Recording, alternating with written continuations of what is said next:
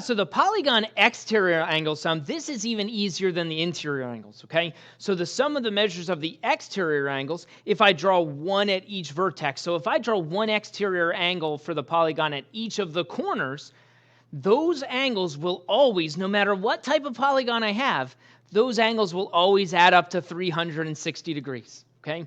And really, when you think about this, you could use that to find the interior angles instead. All right. If you found the exterior angles, remember they form a linear pair with your interior angles. So sometimes students don't even use the 180 times n minus 2. They use the exterior angles adding up to 360 and then use those exterior angles to find the interior angles. Okay. So there's a couple ways that you can approach that.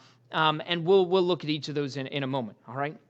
So if I look at this, it says find the measure of each exterior angle for a regular octagon. So once again, if it's a regular octagon, I know that all of the angles are the same, which means if I were to draw all of the exterior angles, if I draw an exterior angle at each of these sides, each of these exterior angles will also be the same.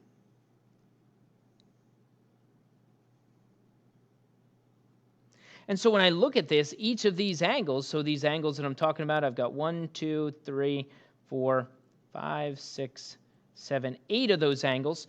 And so what happens here is these 8 angles will add up to 360 degrees. And again, it doesn't matter what kind of polygon I have, that's always true for the exterior angles. They'll always add up to 360 degrees. And so when I look at this, it's the same as what I did with interior angles. I look at it and say, hey, the sum is 360 degrees. And I have that broken down into 8 equal angles. Well, if I want to find the measurement of each of those 8 angles, I just divide by 8, okay? If I had 7 angles here, I would divide by 7. If I had 10 angles here, I would divide by 10. So again, this is a job for my calculator, 360 divided by 8, and that gives me 45. So here, that's 45 degrees. So each of these exterior angles is 45 degrees. And I want you to think about that for a moment, because now if I asked you a follow-up question and said, hey, what's the measurement of each interior angle? You wouldn't need to find the sum of the interior angles. You could look at one of these pairs, like right here, I'll look at this pair.